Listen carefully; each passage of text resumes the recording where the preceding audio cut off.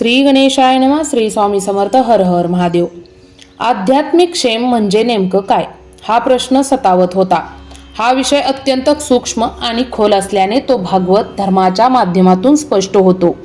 असे सांगितले जाते की कारण भागवत धर्म हाच खऱ्या अर्थाने आध्यात्मिक क्षमाचे संपूर्ण वर्णन करतो. तेव्हा राजाला उद्देशून सांगितले जाते की आपल्या मनातील संकल्प हाच खरा शत्रू आहे.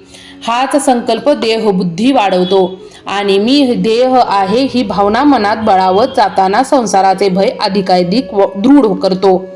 ज्यांची बुद्धी देहाशी एकरूप झाली आहे त्यांना खरे सुख मिळतच नाही. असे लोक सुख दुःख शीत उष्णता अशा द्वंद्वांमध्ये अधिकच वाढलेल्या विषय सागरात बुडून जातात.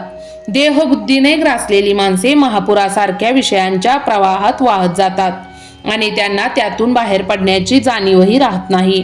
रात्रंदिवस चारही बाजूंनी विषयांचे महत्त्व त्यांच्या मनावर ठसवले जातात. जो माणूस मी देह आहे असे मानतो त्याच्या मनात सतत बहिवास करतो. त्यांच्यावर ममतांचा आणि संकल्पांचा भार इतका वाढतो की तो त्यातून कधीच मुक्त होऊ शकत नाही. म्हणूनच स्पष्टपणे सांगितले आहे की देहबुद्धीमध्ये खरे सुख नाही. जे सुख वाटते ते प्रत्यक्षात महादुःखाचे मूळ असते. कारण देह मी आहे ही बुद्धीच सर्व दुःखांचे बीज आहे. विषयांच्या संगतीने केवळ दुःखच प्राप्त होते, तरीही मनुष्य त्याचा त्याग करत नाही. जशी देहबुद्धी असलेला पुरुष विषयांमध्येच तसा अडकून राहतो, तशीच विषयांची जोडी देखील अधिकाधिक वाढत जाते. याच गोडीमुळे महापाप निर्माण होते आणि जन्म मरणाचा फेरा अनिवार्य बनतो.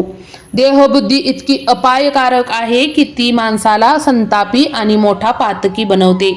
हे जाणूनही तो विषयांतून बाहेर पडत नाही.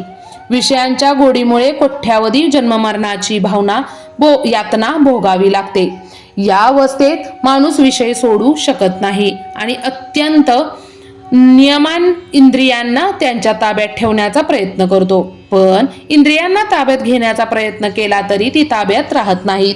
विषय सोडण्याचा प्रयत्न केला तरी विषय सुटत नाहीत. उलट पुन्हा पुन्हा उपद्रव करण्यासाठी समोर उभे राहतात. यासाठी वेदांनी हरिभक्तांचा मार्ग दाखवून ठेवला आहे. हरिभक्तीत अशी अद्भुत शक्ती आहे की त्यामध्ये इंद्रिये आपोआप विषयांपासून दूर होतात. हरिभक्तींचे हेच खरे सामर्थ्य आहे. योगी लोक इंद्रियांना जबरदस्तीने कोंडून ठेवतात, पण भक्त मात्र आपली इंद्रिये भगवंताच्या भक्तीकडे लावतात. योगी विषय टाळतात तर भक्त विषय भगवंताला अर्पण करतात. योगी जेव्हा विषयांचा त्याग करतात तेव्हा देहाला अनेक प्रकारचे दुःख सहन करावे लागते, पण भक्त जेव्हा भगवंताला अर्पण करतात तेव्हा त्यांना दुःख होत नाही, उलट त्यांना आनंद प्राप्त होतो. अशा भक्तांना या जन्मातच मुक्ती मिळते आणि ते नित्य मुक्त अवस्थेला पोहोचतात. तर तुम्हाला हा व्हिडिओ कसा वाटला नक्की कमेंट करून सांगा. लवकरच भेटू पुढील व्हिडिओमध्ये. तोवर धन्यवाद.